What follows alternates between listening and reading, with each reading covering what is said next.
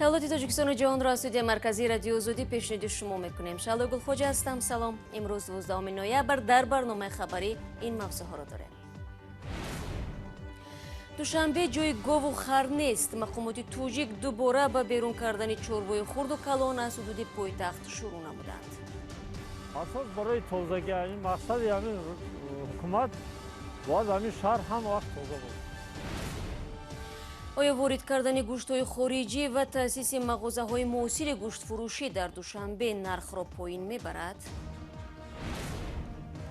ва Туркия қасд дорад аъзои аврупоиву амрикоии гурӯҳи тундрави давлати исломиро, ки дар ин кишвар боздошт шудаанд, ба кишварашон баргардонад. мо сарфи назар аз амалкарди кишварҳои аврупоӣ онҳоро бармегардонем. агар онҳо гӯянд ки ҷиҳодиҳо аз шаҳрвандӣ маҳрум шуданд, мо мегӯем ки ҳар коре мехоҳед кунед.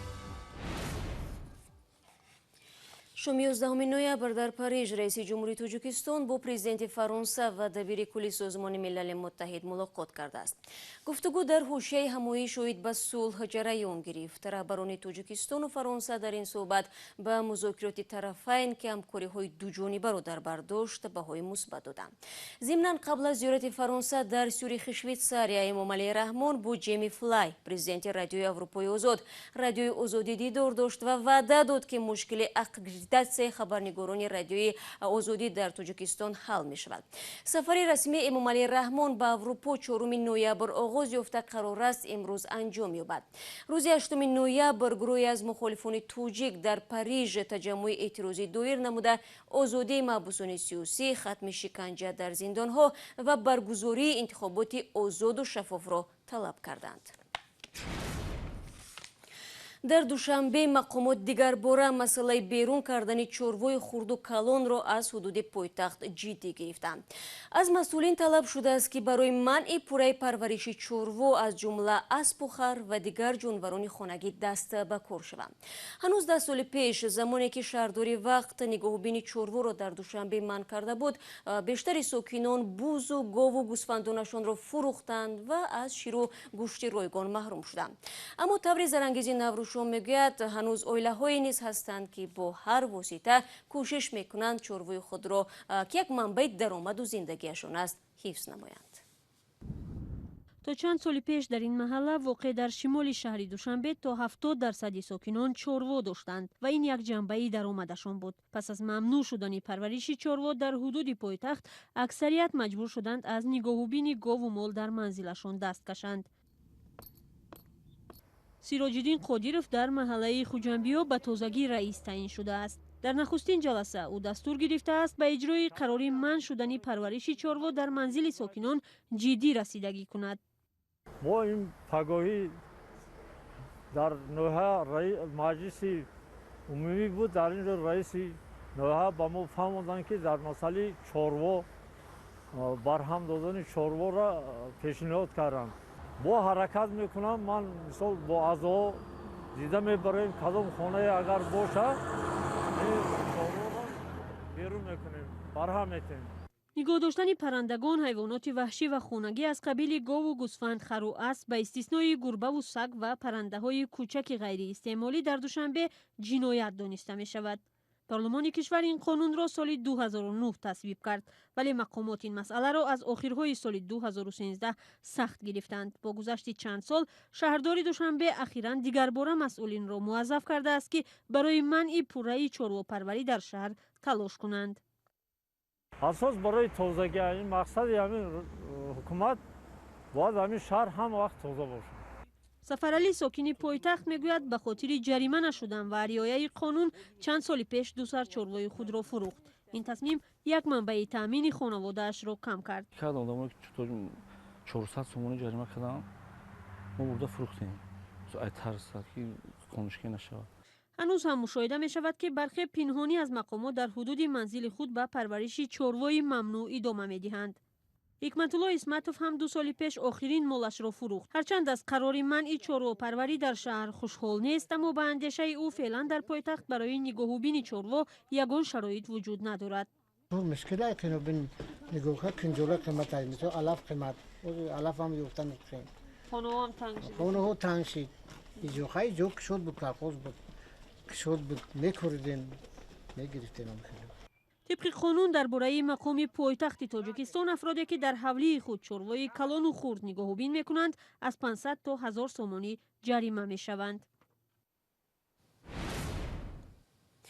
از موضوع چربه‌پروری به مسئله نرخ گوشت رو می‌آوریم که مقامات در 2 سال اخیر برای تنظیم نرخ آن راه‌های مختلف را می‌آزمایند. تا امروز اقدام‌های زیادی پیاده کرده شدند، اما نرخ گوشت همانا به سوی بالا میل دارد. اخیراً تصمیم شد که صدها تن گوشت از بلاروس به تاجیکستان آورده شود و در پایتخت شبکه مغازه‌ای زمانوی گوشت فروشی تأسیس می‌یابد. درباره نخستین چنین مغازه سروینازی روح‌الله و شعلای عبدالله گزارش می‌دهند. بعد از болоравиҳои пай дар пайи нархи гӯшт дар кишвар аз ҷумла душанбе шаҳрдорӣ тасмим гирифтааст ки ин бозорро танзим кунад. ин аввалин мағозаи махсуси гӯштфурӯшӣ дар шаҳри душанбе аст ва қарор аст то моҳҳои баъдӣ чандин адад чунин мағозаҳо ба фаъолият шурӯъ кунанд. ҳадаф аз боз шудани мағозаҳои махсуси гӯштфурӯшӣ дар шаҳри душанбе ҳам танзими нархи гӯшт ва маҳсулоти гӯштӣ дар бозорҳои кишвар гуфта мешавад ки ин мавзӯъ ва болоравии нархи гӯшт ҳамеша дар ҷомеаи тоҷикистон аз мавзӯъҳои доғ аст. дар ин мағоза гӯшт нисбат ба бозорҳо арзонтар фурӯхта мешавад, чун ба гӯштфурӯшон барои 3 моҳ имтиёз дода шудааст. خریداران هم از باز شدن چنین فروشگاه استقبال میکنند و امیدوارند با تنظیم نرخ گوشت دسترسی ساکنان به محصولات نیازی اولیه بیشتر می شود. نرخ نرخ بزرگ ارزان‌تر و فکرم بزرگ 55 تا 60. اینجا دیگه 3 ماه هم نبودیم. 50 سومونی خیلی نظر برای ارزان‌تر مغازه خوشروی تازه. мавзӯи таъмини аҳолӣ бо гӯшт ки чанд соли ахир пайваста болоравии нарх ва камчин шудани он мояи нигаронии мардум мешавад, чанде пеш дар парлумон ҳам баррасӣ шуд. таҳлилгарон мегӯянд бозори ин маҳсулот дар ҳоле танзим мешавад ки монополияи он ба дасти давлат гузарад. бояд ки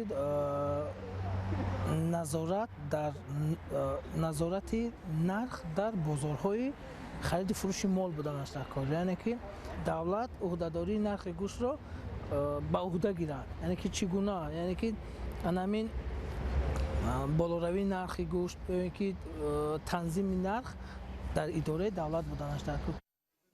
феълан аҳолии тоҷикистон асосан аз ҳисоби чорвои худӣ бо гӯшт таъмин мешаванд. дар соли равон ба иттилои расмии вазорати кишоварзӣ дар кишвар 74 000 тонна гӯшт истеҳсол шудааст. тибқи иттилои расмӣ дар ҳоли ҳозир дар кишвар беш аз 2 миллион гов ва 5 миллион гӯсфанд шумурда шудааст. мақомот то имрӯз чанд дафъа барои ба эътидол овардани нархи гӯшт чораҳоеро рӯи даст гирифтанд, вале коршиносон мегӯянд муваффақ нашуданд. аз ҷумла мақомот барои косибон нархи ягонаи гӯштро таъин мекарданд ё ярмарка ташкил менамуданд. таъини нархи паст ба камчинии гӯшт сабаб шуда сифати маҳсулоти ярмаркаҳо борҳо танқид шудааст. سروینازی روح‌الله گزارش میداد. در واقع بیشتر کاربران رادیو زودی صبح امروز درباره صفت گوشتی که از خارج وارد می شود سوال کردند. پس به سهم شما بینندگان عزیز میرسونیم که مقامات تاجیکستان میگویند از شرکت گوشت را خریداری میکنند که دارای مجوز حلال میباشند. حالا می رویم به افغانستان که در این کشور 3 عضو بلندپایه گروه جنگجوی شبکه حقانی و طالبان افغان را با یک اسیر آمریکایی و یک معلم استرالیایی تبادل می کنند. به همین ترتیب در مقابل 3 نفر جنگجو کوین کینگی 60 ساله و تیموتی ویکسی 48 ساله از اسارت گروه طالبان رها می گردند. تصمیم گرفتیم که 3 تن از زندانیان طالب را که از کشورهای بیرون در همکاری نزدیک و همه‌جانبه شرکای بین‌المللی ما دستگیر گردیده و از مدت بدین سو در توقیفخانه بگرام زیر نظارت دولت افغانستان بودند به طور مشروط از بند رها سازند.